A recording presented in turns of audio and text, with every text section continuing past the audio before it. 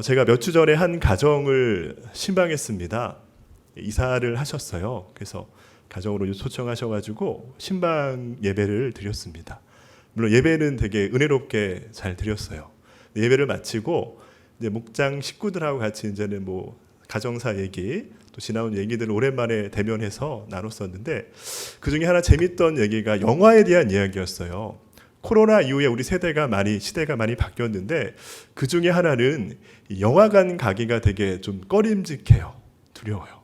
저 영화를 되게 좋아하는데 물론 시간도 없지만 영화관 갈 생각을 거의 안 합니다. 집에서 보는 뭐 넷플릭스 이런 것들 그런 영화 뭐 프로그램들 이렇게 어플들 볼 수 있겠지만 가기가 참 꺼려져요. 근데 한 분께서 요즘에 흥행하는 영화가 어떤 영화가 있는지를 이렇게 질문을 하니까 목장 모임이 되게 막 부흥이 되는 거예요. 말씀 예배 전보다요. 그래서 한 분이 영화 얘기를 하다가 요즘에 그 영화가 인기가 있대요. 뭐 몇 주 전이긴 하지만 결백이라는 영화 아세요? 결백. 한국 영화입니다. 이게 실화를 바탕으로 만든 영화예요. 저희 순천에 있는 청산가리 막걸리 살인 사건. 몇 해 전에 있었던 사건이죠. 그 사건을 모티브로 실화를 바탕으로 해서 만든 영화가 결백이라는 영화였습니다. 저는 보지 못했지만 그 영화의 필모를 보니까 되게 보고 싶은 스토리였어요. 왜냐하면 실화를 바탕으로 만들어졌기 때문에 저는 더 마음에 끌렸습니다. 특별히 저는 영화를 많이 좋아하지만 실화를 바탕으로 만든 영화를 더 즐겨 보는 편입니다. 특별히 아시죠? 명량. 네, 이순신 장군의 이야기를 다뤘던 명량이라는 영화는요. 한국 역대 영화 흥행 1위를 기록했습니다. 약 1,700만 명이 넘는 영화 관객을 몰아와가지고요. 지금까지 그 기록을 깬 영화가 아직까지 없습니다. 명량이 왜 인기가 많았냐면요. 우리가 잘 아는 동전에도 기록되어 있는 새겨져 있는 그 이순신 장군의 이야기를 다뤘기 때문에 흥행한 거는 맞는데 제가 볼 때는 이순신 장군의 영웅적인 비인간적인 영웅적인 모습을 다룬 것이 아니라 이순신 장군의 내적인 갈등, 인간적인 연약함, 그 부족함을 영화 가운데 잘 비춰주거든요. 그래서 사람들이 보면서 나였으면은 내가 그 자리에 있었으면은 이순신 장군처럼 고민하고 두려워하고 염려하면서 있었을 것이다. 그런 마음을 공감을 얻은 것 같아요. 그렇죠. 이순신 장군은 그 가운데서도 왜군과 싸워서 승리를 거둔 장군이 되었습니다. 이런 고백을 하죠. 신에게는 12척의 배가 있사옵나이다.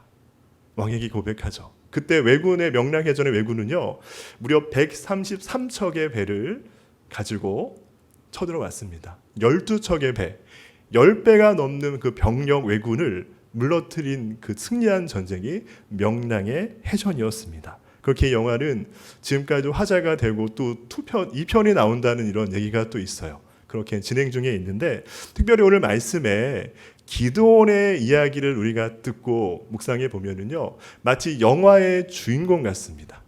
그래서 기드온 하면 오늘도 기드온의 그 아들 아비멜렉 이야기가 나오죠. 큐티 본문에요. 그렇죠. 아들 대에는 다 완전 숫대밭이 돼버려요. 근데 그 이야기를 보면서 기드온이나 인물을 보면서 여러 가지 스토리가 있는데 어떠한 부분이 가장 마음에 남고 인상에 남습니까? 기드온. 저는 오늘 말씀 보시면 기드온의 300용사라는 이야기가 제일 마음에 다가오는 이야기일 것 같아요. 주된 얘기일 것 같은데 저는 오늘 말씀에 기드온의 그 300용사를 세우기 전에 하나님께서 부르시고 또 하나님 앞에 어떠한 모습과 반응으로 기드온이 나아갔는지를 오늘 말씀 속에서 함께 나누고자 합니다. 특별히 기드온이 활동했던 그 시대를 사사기라고 하죠. 사사기는 하나님의 말씀을 잃어버린 희미하고 희미한 시대가 사사기였습니다. 사사기 1장 1절에 사사기의 시대를 이렇게 얘기하고 있습니다. 같이 한번 사사기 1장 1절 찾아볼까요? 사사기 1장 1절입니다. 같이 읽겠습니다. 여호수아가 죽은 후에 이스라엘 자손이 여호와께 여쭈어 이르되 우리 가운데 누가 먼저 올라가서 가나안 족속과 싸우리이까. 사사기 시작은 이렇게 시작합니다. 여호수아가 죽었어요. 여호수아서 24장의 마지막 보면은 여호수아가 마지막 고별 설교를 하고 죽음을 맞이했다라고 이야기합니다. 여호수아가 죽은 이후에 그 시대가 사사기의 시대 시작이었습니다. 그리고 사사기 시대의 기간이 얼마나 되냐면요, 여호수아가 죽은 그 시작점에서 이스라엘 초대 왕이 누구였죠? 사울 왕이 초대 왕으로 등극하는 그 사이의 시간들을 사사기의 시대라 합니다. 대략 사사기의 시대는요, 약 300년의 시간을 사사기의 시대라고 이야기합니다. 근데 이 사사기 시대를 바라보면은요, 두 개의 서론이 있고 7개의 이스라엘 백성의 반역, 하나님 앞에 불순종한 7개의 반역이 나오고 또 그와 함께 7개의 구원의 이야기가 맞물려서 쳇바퀴처럼 돌아가는 것이 사사기의 구조라 할 수 있습니다. 사사기가 제가 아까 말씀드렸듯이 암흑의 시대예요. 하나님의 말씀을 잃어버린 시대입니다. 사사기 2장 10절 말씀에 정확히 기록하기를 이렇게 기록합니다. 사사기 2장 10절 말씀을 찾아보겠습니다. 사사기 2장 10절입니다. 같이 읽어보겠습니다. 그 세대의 사람도 다 그 조상들에게로 돌아갔고 그 후에 일어난 다른 세대는 여호와를 알지 못하며 여호와께서 이스라엘을 위하여 행하신 일도 알지 못하였더라. 바로 이 세대예요. 여호수아가 죽었어요. 여호수아와 함께했던 하나님을 알던 그 모든 세대가 다 죽음을 맞이하고 하나님께 돌아갔습니다. 그 다음에 일어난 세대는요, 다른 세대라고 해요. 다음 세대가 아닌 another generation, 다른 세대가 일어났는데 이들은 어떻게 한다는 거죠? 여호와를 알지 못하고 여호와께서 이스라엘 행하신 그 모든 일도 알지 못하였다라고 기록하고 있습니다. 이게 사사기 시대의 안타까움이요. 그 사사기 시대의 7개의 반역이 뭐예요? 여호와 하나님을 불순종하고 우상을 섬기고 하나님을 멀리했던 그들이 결국은 우상을 섬기는 그 이방 나라들의 공격을 받아서 핍박을 받고 압제를 받는 그 상황 가운데 몰리는 것이 사사기의 순환이자 기록이라 할 수 있습니다. 특별히 오늘 말씀에도 보시면은요, 읽었던 6장의 말씀에 하나님께서 기드온을 부르시는 그 10절의 말씀이 나오고 있습니다. 하지만 놀라운 건 오늘 말씀 앞에 이야기에 보면은요, 사사기 4장의 5장의 이야기를 보면은 사사 드보라가 나옵니다. 드보라는요, 사사 중에서 유일한 여자 사사였어요. 사사기 12명의 사사 중에서 유일한 여자 사사가 드보라예요. 대단하죠. 근데 그 드보라와 그 대적했던 것이 보시면은요, 가나안 왕이었던 야빈 왕, 그의 대장 장군이었던 시스라 그 왕에 대한 그 전차부대였죠. 그 전쟁을 하는데 이 내용이 되게 웃긴 게요, 시스라의 군대는 마병이 있었고 정말 강력한 군대였어요. 마병 군대였는데 그것을 이긴 것이 이스라엘 남자들의 어떤 병력이 아니라 여자 사사 드보라였고요. 그리고 그 시스라가 죽음을 맞이한 게 헤벨의 아내였던 야엘이 그 시스라가 자는 틈을 타서 그의 관자도류에 대못을 박아서 시스라를 죽음에 맞이하게 했던 것이 여인들이었어요. 그러니까 사사기의 4장 5장의 이야기는 하나님께서 연약한 여인들을 통해서 이스라엘 백성을 구원케 하심을 분명히 말씀해 주고 있습니다. 그러니까 사사기의 중요한 건 암흑의 시대였지만, 사사들이 12명의 사사들이 활동했던 시대였지만, 진정한 사사이자 진정한 왕은 인간이 아니라 여호와 하나님이심을 더욱 분명히 말씀해 주고 있습니다. 사사기 5장 마지막 절인 31절에 이렇게 나와 있습니다. 제가 읽어드리겠습니다. 사사기 5장 31절입니다. 여호와여, 주의 원수들은 다 이와 같이 망하게 하시고 주를 사랑하는 자들은 해가 힘있게 도둠 같게 하시옵소서 하니라. 그 땅이 40년 동안 평온하였더라. 이 어떤 결론이죠? 드보라와 그 야엘의 아내 야엘을 통해서 이스라엘 백성이 가나안 왕 야빈의 군대를 무너뜨리고 40년 동안 평화의 시대를 얻었다라고 얘기합니다. 40년의 시간은 영원한 시간이 아니죠. 유한한 시간입니다. 40년의 의미는 뭘까요? 40년이 지난 후에 또다시 무슨 사건이 일어날 것을 미리 예견한 말씀이라 할 수 있어요. 그러니까 드보라의 이야기가 다 정리가 되고 40년의 평화의 시대가 이스라엘 가운데 일어났지만 그 다음에는 또다시 무엇이 일어날까요? 사사기 오늘 6장 1절 말씀을 같이 읽어보겠습니다. 사사기 6장 1절입니다. 같이 한번 읽어보겠습니다. 이스라엘 자손이 또 여호와의 목전에 악을 행하였으므로 여호와께서 7년 동안 그들을 미디안의 손에 넘겨주시니. 어떻게 하죠? 이스라엘 자손이 또 여호와의 목전에 악을 행하였다는 겁니다. 그러니까 이게 비극이에요. 영원한 평화가 없어요. 몇십 년, 수십 년 평화의 시대를 얻었지만 또다시 하나님 앞에 반역하고 불순종하고 죄를 짓는 이스라엘 백성들의 모습이 나옵니다. 그래서 어떻게 된다는 거죠? 미디안을 통해서 7년 동안 그들의 손에 압박을 당하게 될 것이라고 사사기 6장 1절은 그렇게 분명히 기록하고 있습니다. 이게 바로 안타까운 사사기 시대의 패턴이자 구조가 이렇게 되는 겁니다. 근데 오늘 말씀에 우리가 읽었지만 그 미디안의 그 압제에서 하나님이 사용하시는 사사, 새롭게 일으키신 사사가 기드온이라는 사람이었습니다.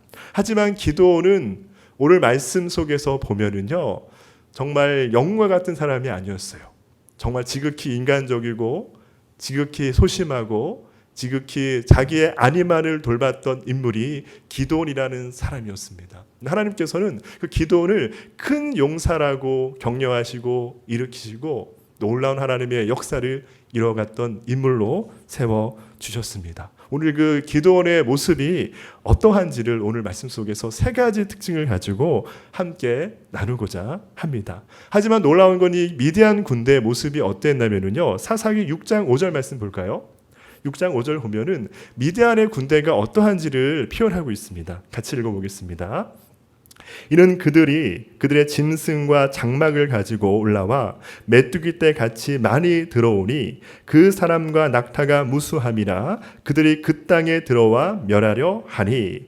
기드온을 공격했던 이스라엘 경국대 미디안의 군사의 모습이 어땠다고 했죠? 메뚜기 떼와 같이 많았다라고 합니다. 제가 얼마 전에 인터넷 뉴스 기사를 보다가요, 아프리카 어느 지역에 또 중국의 어느 지역에 메뚜기 떼가 출몰해서 모든 농작물을 다 쑥대밭으로 만들어버리고 다 갈아버렸대요. 이겁니다. 메뚜기 떼와 같이 이스라엘을 공격하는 미디안의 군대. 저 이걸 묵상해 보면서 어떤 마음이 들었냐면요, 저희가 얼마 전에 하박국서 하나님의 침묵을 하지 않았습니까?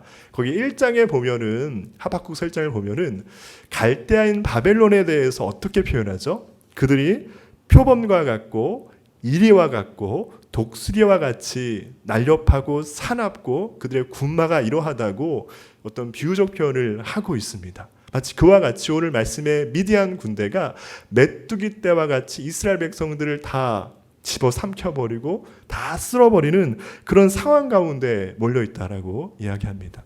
한 가지 제가 적용 질문을 드려보겠습니다. 우리 인생 가운데 이런 불가항력적인 이런 문제와 위기와 그 큰 커다란 문제 앞에 우리가 놓여 있다면 어떻게 반응하실 거예요? 네, 이거 물어보고 싶었어요. 바로 하나님께 기도하시겠습니까? 네, 한번 손 한번 들어요. 바로 즉각 기도하겠습니다. 아마 즉각 기도하는 분도 있겠지만 대부분 그럴 거예요. 내가 해결할 수 없는 메뚜기 떼와 같은 그 큰 문제가 내게 다가올 때, 내 앞에 밀려올 때 우리가 먼저 하는 것은 이거 같아요. 당황하겠죠. 저도 당황했습니다. 중대본의 발표를 통해서 왜 여기까지 이런 고난을 받아야 됩니까? 당황할 것 같아요. 두 번째는 뭘까요? 원망할 거예요. 나 자신을 보는 것이 아니라 다른 일을, 다른 어떤 대상을 원망하고 불평하는 그 마음을 또한 가질 것 같습니다. 또 세 번째는 뭘까요? 그 문제에 대해서 회피할 것 같아요. 외면할 것 같아요. 이건 내 문제가 아니야. 다른 사람의 문제하면서 외면하고 피해버릴 것 같은 그런 마음이 제 마음에 들었습니다. 성도님들은 어떠하신가요? 메뚜기 떼와 같은 내가 해결할 수 없는 불가항력적인 문제가 내 앞에 다가왔을 때 우리는 어떻게 반응할까요? 오늘 말씀에 아마 이스라엘 백성도 그랬을 것 같아요. 메뚜기 떼가 몰려왔을 때, 미디안이 몰려왔을 때 오늘 이 기드온의 세 가지 반응 속에서 이스라엘 백성의 반응이 어떠한지를 우리는 바라볼 수 있습니다. 그런데 그런 원망과 회피와 그런 당황하는 마음들 그 끝에는 뭐가 있을까요? 결국은 하나님께 기도하는 것밖에 없거든요. 오늘 읽었던 6장 6절 메뚜기 때 다음 절 7절 말씀 볼까요? 7절이요. 읽어보겠습니다. 7절 읽어보겠습니다. 사사기 6장 7절입니다. 이스라엘 자손이 미디안으로 말미암아 여호와께 부르짖었으므로. 결론은 이거예요. 기승전결의 결론은 이겁니다. 우리가 원망하고 때로는 불평하고 외면할 수 있지만 우리 믿는 크리스찬으로서 우리는 가장 마지막에 해야 될 것은 여호와 하나님을 찾고 그분께 간절히 기도하는 것이 우리 성도들의 그 마지막 선택이자 모습이 되어야 합니다. 예레미야 애가에서 예레미야 눈물의 선지자죠. 예레미야는요 하박국과 같은 시대에 살았지만 하박국 이후에 남유다가 망하고 나서도 10년을 더 살았던 인물이 예레미야예요. 그래서 눈물의 선지자였어요. 남유다가 멸망하고 성전이 파괴되는 그 모든 모습을 예레미야가 봤거든요. 예레미야가 애가를 썼는데 그 애가에 이런 고백이 있습니다. 예레미야 애가 3장 33절 말씀에 주께서 인생으로 고생하게 하시며 근심하게 하심은 본심이 아니시로다. 이 말씀 위로가 됩니다. 우리가 고통당하고 고생하는 것은 하나님의 본심이 아니시라고 얘기합니다. 우리가 이 시대, 이 코로나의 시대 가운데 우리 믿는 성도들, 교회들이 고통과 고난을 당하지만 이것은 하나님의 본심이 아님을 믿습니다. 저도 잘 모르겠지만 이 고난과 고통을 통해서 우리가 또 하나님을 찾고 하나님을 간절히 기도하는 그 은혜를 구할 때 하나님께서는 회복의 역사와 은혜를 우리 가운데, 한국 교회 가운데, 세계 교회 가운데 부어주심을 믿습니다. 오늘 말씀에 참 이상한 건 기도원의 모습을 제가 볼게요. 첫 번째는요, 기도원은 우리와 같이 소심한 사람입니다. 소심한 사람이에요. 오늘 읽었던 6장 11절 말씀을 같이 한번 읽어보겠습니다. 사사기 6장 11절 말씀입니다. 같이 읽어보겠습니다. 여호와의 사자가 아베셀 사람 요아스에게 속한 오브라에 이르러 상수나무 아래에 앉으리라. 마침 요아스의 아들 기드온이 미디안 사람에게 알리지 아니하려 밀을 포도주 틀에 타작하더니. 이 얘기가 그거예요. 저희가 지난 주에도 그 맥주 감사절을 보냈죠. 그러니까 보리 추수에 대한 상반기 은혜에 대한 감사의 예물을 드렸던 날이었습니다. 이스라엘 백성 가운데는 그 맥주에 관련된 절기가 있었는데, 그러니까 보리를 추수하는 때가 있어요. 근데 전통적으로 유대인들은요, 보리를 추수할 때 넓은 타작 마당에서 보리를 타작했습니다. 왜냐하면 타작하면 어떻게 먼지도 많이 나고 알국과 추청이를 갈라질 때 엄청난 양의 쓰레기도 많이 나오기 때문에 넓은 타작 마당에서 보리 타작을 해야 되는 게 맞습니다. 근데 오늘 말씀의 기도는요, 넓은 타작마당에서 타작을 한 것이 아니라 포도주 틀에서 몰래 숨어서 보리 타작을 했다라고 오늘 말씀에 이야기하고 있습니다.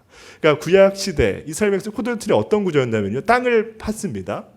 그 큰 돌과 또 단단한 돌로요, 그 주변을 메꿨습니다. 그리고 그 안에서 포도주를 짜서 포도주를 만드는 그런 장소였기 때문에 깊은 곳이었고요, 저장할 수 있는 곳이었고요, 은밀한 곳이 포도주 틀이었습니다. 근데 기드온은 그곳에 숨어서 지금 타작을 하고 있습니다. 이 기드온의 첫 번째 모습이에요. 기드온은 소심했던 겁니다. 아까 제가 미디안 군대가 무엇처럼 이스라엘을 공격했다고 했죠? 메뚜기 떼와 같이 쓸어버렸어요. 그러니까 모든 곡식들, 모든 짐승들 다 잡아가고 다 거덜내는 것이 미디안의 모습이었습니다. 그것이 두려워서, 그것이 염려가 되어서 지금 기드온은 소심한 마음을 가지고 몰래 숨어서 밀을 타작하는 그 모습을 우리에게 보이고 있습니다. 예전에 한 세가족 성도를 신방한 적이 있었어요. 그분은 정말 초신자였습니다. 신앙생활을 전혀 안 했던 분이었는데 교회에 등록하시고 또 세가족 교육을 통해서 또 예배를 통해서 은혜를 받아서 막 신앙이 점점점 자라나가는 그런 정말 볼 때마다 변화되는 모습을 경험했던 그 성도였습니다. 근데 어느 날 그 성도를 신방하다가 성도가 이런 얘기 하시는 거예요. 자기가 예전에 불신자였을 때는 세상에 살아가는 것이 자기 주관대로 자기 뜻대로 살아갔는데 예수님을 믿고 나서 이렇게 마음도 변하고 신앙이 자라간다고 얘기하시면서 자기가 이제는 매일매일 기도를 한대요. 주무실 때도 감사 기도를 하고 식사할 때도 식기도를 이렇게 직장에서 하신대요. 근데 이분이 간증하기를 직장에서 식기도를 하는데 저희 그냥 기도할 때 눈을 감고 손을 모으고 그냥 감사합니다, 잘 먹겠습니다 기도하면 되잖아요. 근데 이분은 직장인들이 이미 알잖아요. 교회 안 다니는 사람이었음을. 그러니까 본인이 이렇게 손 모아서 눈 감고 기도하는 게 너무나 소심하고 쑥스러워서 그냥 세수하듯이 손을 이렇게 쫙 올리면서 감사합니다 하고 아멘 하고 먹었대요. 그러니까 기도 아닌 척 기도하면서 밥을 이렇게 드셨다라고 간증을 했는데 마치 그런 것 같아요. 우리가 정말 교회를 다니는 크리스찬들이지요. 맞죠? 근데 지금 이 코로나 이 시기가 상반기에 계속 이렇게 끊이지 않고 이어져 왔습니다. 지금 더 강력한 또 정부의 그런 대책 방안 가운데 또 교회가 몰리게 되는 상황 속에서 점점점 우리의 마음들이 대범해지시나요? 네, 소심해지시죠. 제가 한 번은 어느 권사님 신방을 갔는데요. 성경책을 전 가방에 안 넣고 다니거든요. 들고 다니는데요. 딱 엘리베이터 타고 딱 들어갔는데 어느 한 거기 아파트 주민이 딱 타시는 거예요. 근데 제 마음이 이렇게 막 위축되는 거예요. 성경책 들고 있다니까 괜히 바이러스 전파자처럼 날 보는 건 아닌가?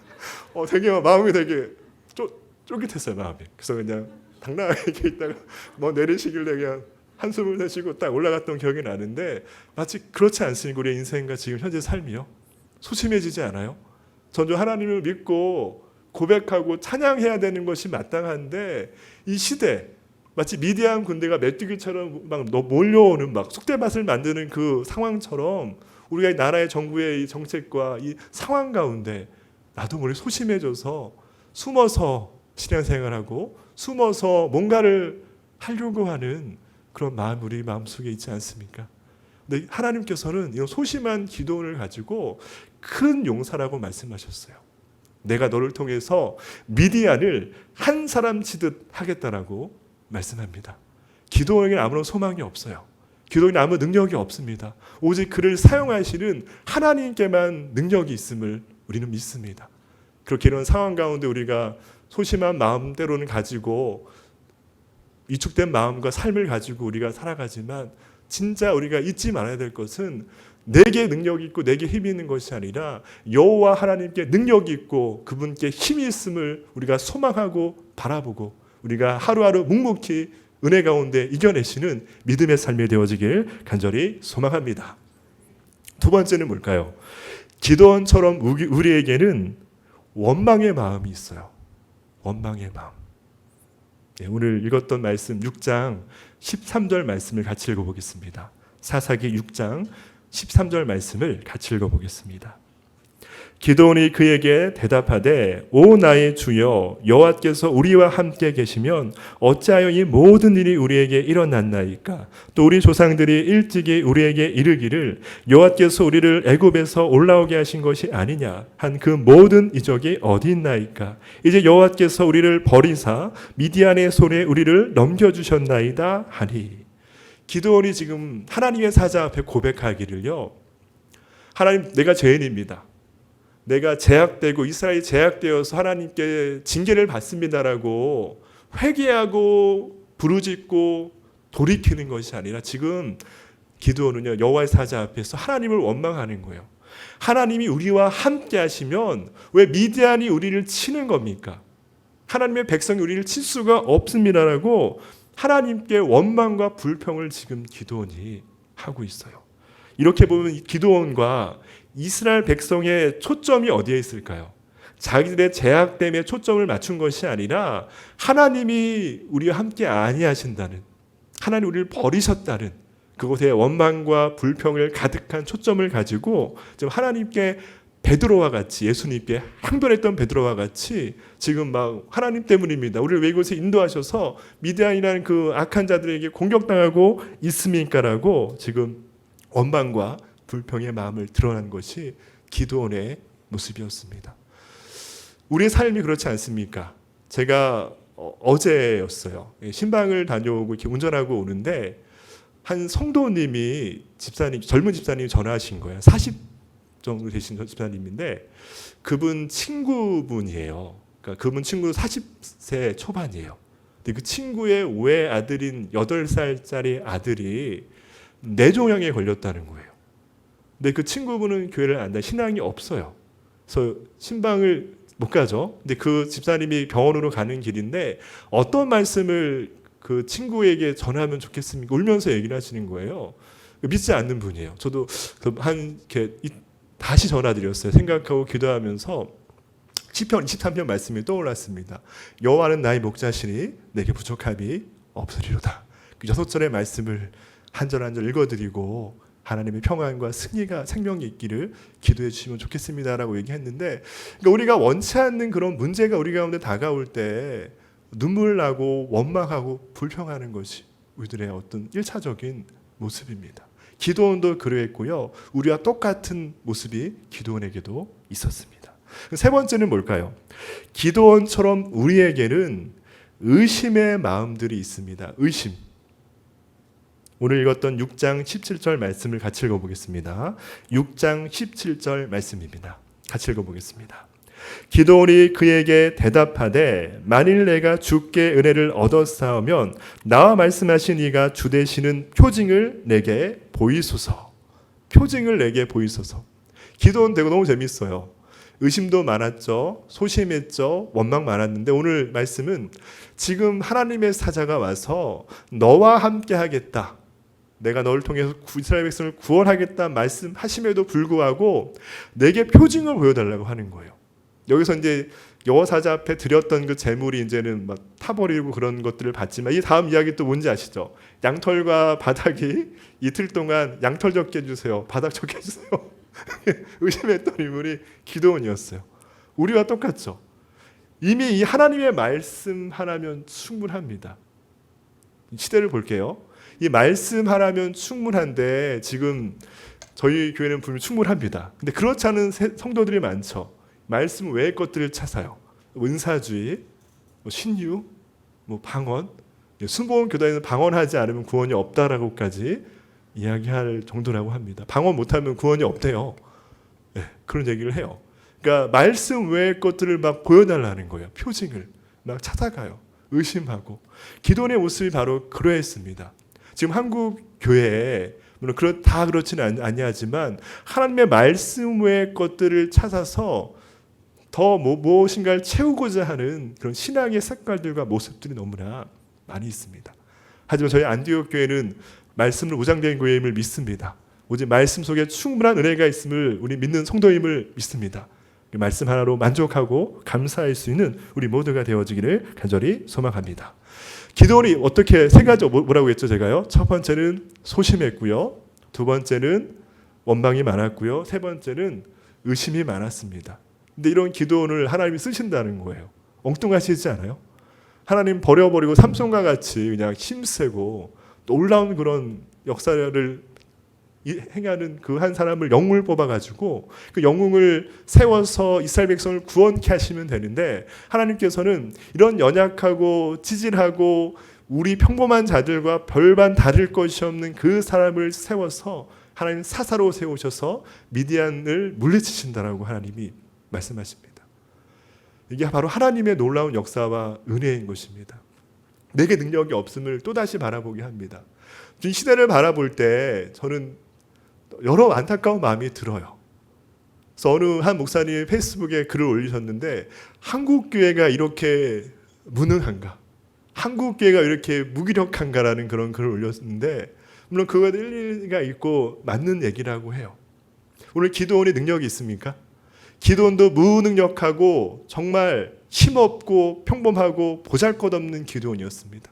하지만 하나님께서 그를 사용하시니 그는 하나님의 큰 용사가 되고 하나님의 사람이 되었습니다. 무엇을 통해서? 하나님께서 함께 하심을 통해서요. 오늘 말씀에 읽었던 6장 12절 말씀을 같이 읽어보겠습니다. 6장 12절 말씀입니다. 여호와의 사자가 기드온에게 나타나 이르되 큰 용사여 여호와께서 너와 함께 계시도다 하매. 아멘. 이 말씀이에요. 왜 하나님께서 기드온에게 큰 용사라고 말씀하셨을까요? 기드온의 어떤 성격과 기질을 보면은 큰 용사가 절대 아닙니다. 근데 그 하반절에 뭐라고 하죠? 여호와께서 너와 함께 계심으로. 결론이 이겁니다. 여호와께서 그 기드온과 함께 계시기 때문에 기드온의 연약함과 나약함과 부족함은 다 가려졌어요. 덮어줬습니다. 하나님이 함께 하시기 때문에 기드온은 하나님이 함께 하시는 큰 용사가 되어서 하나님의 사람이 되었습니다. 기드온을 바라보는 것이 아니라 기드온 배후에 있는 그 함께 하시는 그 하나님을 바라볼 줄 알고 그 하나님을 믿음으로 고백할 줄 아는 우리 모두가 되어지길 소망합니다. 하박국이 이렇게 얘기하죠. 하박국 2장 4절에 하나님께서 이렇게 말씀하시죠. 의인은 그의 믿음으로 말미암아 살리로다라는 말씀을 하죠. 의인은 진짜 자기 스스로가 의인이어서 의인이 된 것이 아니죠. 그 믿음 때문에 의인이 된 거예요. 기드온도 기드온 자신의 능력과 용사됨으로 용사가 된 것이 아니라 여호와 하나님께서 함께 하시기 때문에 기드온이 큰 용사가 되어서 하나님의 쓰임받는 하나님의 사람이 되었던 겁니다. 그러니까 우리는 이 시대 가운데 우리가 바라보는 것은요, 여호와 하나님이 나와 함께 하신다는 그 신전의식, 나와 동행하신다는 그 은혜를 매일매일 말씀 속에서 묵상하시고 충만함을 누리는 우리의 삶이 되어지길 소망합니다. 이 환경 때문에 소심해서 위축되어서 어찌할 바를 모르고 당황하는 것이 아니라, 또 이것이 나라 정부에 대한 원망으로 끝나는 것이 아니라, 또 이 모든 것들이 말씀에 충분함이 없는 것이라는 그 의심으로 끝나는 것이 아니라 여호와 하나님께서 나와 함께 하신다는 그 은혜를 붙잡고 이 어려운 시대를 믿음으로 살아가는 우리 모두가 되어지기를 소망합니다. 근데 기드온의 이런 원망과 불평의 마음, 하나님 함께 하신다고 말씀하셨죠.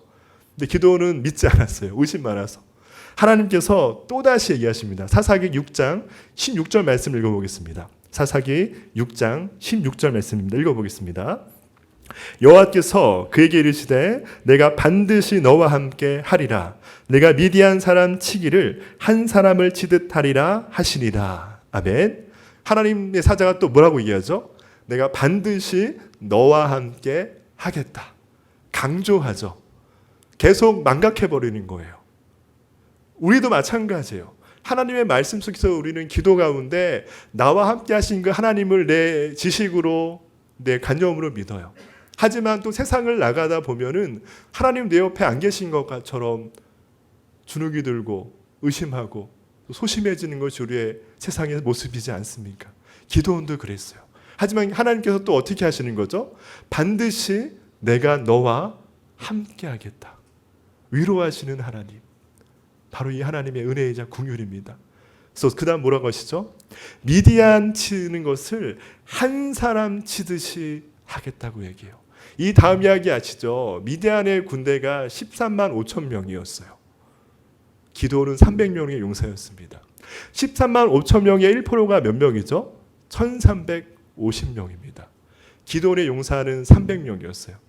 1%도 되지 않는 300을 가지고 13만 5천 명의 미디안 군대를 전쟁과 승리한 그 전쟁이 실화이고요. 역사적으로 이런 전쟁은 없었는데 실화이고요. 있었던 일이고요. 그게 하나님의 은혜이자 역사였습니다. 그러니까 하나님께서 미디안 한 사람 친다고 말씀하셨던 것이 정말 실현되었던 거죠. 근데 하나님께서 어떻게 하신 거죠? 반드시 내가 너와 함께 하시겠다. 그러니까 정말 이런 것 같아요. 어린아이를 달래시는 하나님. 요즘에 어린아이를 키우시는 분 공감하시나요? 애들 어린이집 초등학교 저학년 아이들 학교 매일 가지 않죠. 한 주에 한 번 가고 안 갑니다. 한 주에 한 번 가다 보니까 애들이 관성이 생기죠. 아예 안 가려고 하죠. 그렇죠. 그 한 번 보내기가, 일주일에 한 번 보내기가 너무나 많은 에너지를 낭비하는 시간이에요. 막 달래고 타일르고 막 이렇게 에워싸가지고 품어서 겨우 학교를 보내는 그 부모님의 심정처럼 하나님께서는 안 가겠다 못하겠다는 그 기도를 어루만지시고 어린아이 달래듯이 달래셔가지고 쓰시는 거예요. 우리도 마찬가지지 않습니까? 내가 무엇 능력이 있어서, 내가 무엇이 잘 되어서 내가 가는 것이 아니지 않습니까? 오직 하나님께 능력이 있고요. 우리의 부족함도 아시고 연약함도 아시고 달래고 달리고 달래셔서 어린아이 달리시 달리셔서 하나님의 그 일 가운데 쓰시는 것이 바로 아비 되시는 하나님의 긍휼이자 하나님의 마음입니다. 이런 하나님의 은혜와 마음을 우리는 모두가 다 경험하지 않았습니까? 지금 이 시대 가운데 더 경험할 수 있습니다. 소망이 없고 정말 더 난감하고 답답하고 메뚜기 떼와 같은 어려운 그 문제들이 우리 앞에 계속 놓여 있는 상황 속에서 우리가 할 수 있는 것은 우리를 달래시고 우리를 큰 용사로 세우시고 우리와 함께 하시는 그 하나님께 나아갈 때, 동행하는 삶을 살아갈 때 우리는 시대도 극복할 수 있고요, 이겨낼 수 있고요, 더 큰 은혜와 역사를 경험하는 그때가 되어집니다. 마지막으로 한 가지 또 예화의 말씀을 드리겠는데요. 그 잊혀진 제자도라는 책을 쓰신 그 달라스 윌라드라는 되게 유명한 신학자 분이 계세요. 근데 그분이 이런 얘기를 했어요. 날마다 하나님과 동행하기. 날마다 하나님과 동행하기 얘기인데 이 내용이 이런 겁니다. 우리가 해야 할, 성도로서 해야 할 첫 번째 가장 기본적인 일은 항상 하나님을 생각하는 겁니다. 하나님을 생각하는 거죠. 그러니까 하나님의 인재 연습을 매일매일 하는 건데 이게 쉽지가 않죠. 하나님을 생각하고 임재를 경험하고 동행하는 것을 경험하고자 하지만 우리 삶의 분주함과 염려와 근심 가운데 그것을 망각해버릴 때가 너무나 많다는 거죠. 처음에는 이것이 하나님께 생각하고 집중하는 거 너무나 힘들고 어렵다라고 모두가 고백합니다. 하지만 이것을 매일매일 하나님 말씀과 묵상 가운데 하나님과 동행하는 연습을 하다 보면은 이게 우리 삶 속에 스며든다는 거죠. 익숙해지고. 마치 이런 겁니다. 나침반의 그 지침이요, 막 흔들고 막 돌리고 던져도 결국은 그 지침의 빨간 점은 어디로 가죠? 북점을 향해 찍어가죠. 마치 그것처럼 우리 삶에 혼돈과 혼란과 역경이 있지만 우리가 하나님의 인재 연습을 매 순간 동행함의 은혜를 누리고 살아가면 흔들리는 이 세상 속에서 우리의 지침의 방향은 예수님을 향해 간다라고 달라스 윌라드라는 그 유명한 신학자분이 그렇게 이야기를 했습니다. 그래서 이런 얘기를 했어요. 우리가 꾸준히 하나님의 인재와 동행하심의 그 은혜를 경험하는 삶을 살면은요, 어떻게 되냐면은요, 우리가 세상 속에서 혼란되는 일들, 우리 앞에 닥쳐 있는 그 문제들이 있을지라도 그 심령 가운데 진정한 평화와 은혜를 누리는 그 삶을 살아간다라고 그분이 이야기했습니다. 특별히 오늘 말씀의 마지막 읽었던 24절 말씀에 이렇게 기록되어 있죠. 24절 말씀을 같이 한번 읽어보겠습니다. 기드온이 여호와를 위하여 거기서 제단을 쌓고 그것을 여호와 샬롬이라 하였더라. 그것이 오늘까지 아비에셀 사람에게 속한 오브나에 있더라. 아멘. 이 마지막 절에 이렇게 나와 있죠. 미디안의 압박과 압제, 소심하고 원망 많고 두려움 많은, 그리고 의심 많은 그 기도를 사용하신 그 하나님, 그 상황 가운데는 평화의 샬롬이 없어요. 근데 하나님께서 기도원과 함께 하시고 함께 하시겠다 말씀하셨고, 또 기도원의 그 마음 심령이 변화되고 하나님의 그 뜻을 알고 준행하고 나아갈 때 여호와 샬롬의 평화가 이스라엘이 혼란 가운데 임재하였음을 바라봅니다. 특별히 우리가 시대를 바라볼 때 코로나의 염려, 또 교회 속에서의 위축되는 이런 상황 가운데 우리가 내 자신을 보지 못하고 정부를 보고 누군가를 보고 또 내 마음속 소심함과 원망 가운데 우리가 나아간다는 것은 어찌 보면은 연약함만을 드러내는 것일 수밖에 없습니다. 더 중요한 그 상황 속에서 반드시 너와 함께 하시겠다는, 여호와 샬롬의 평화를 주시겠다는 그 하나님을 바라보고 그분과 임재와 동행하는 은혜를 매 순간순간 우리가 누리며 살아갈 때 세상의 혼란과 혼탁은 우리를 흔드는 것이 아니라, 세상의 혼란과 혼탁이 우리를 흔들지라도 우리의 지침은 결국은 하나님을 향해 나아갈 것을 믿습니다. 이 시간 그런 소망을 가지고 그 은혜를 가지고 우리가 함께 이 시간 기도하며 나아가는 하나님의 은혜가 넘치는 이 기도의 자리가 되어지기를 소망합니다.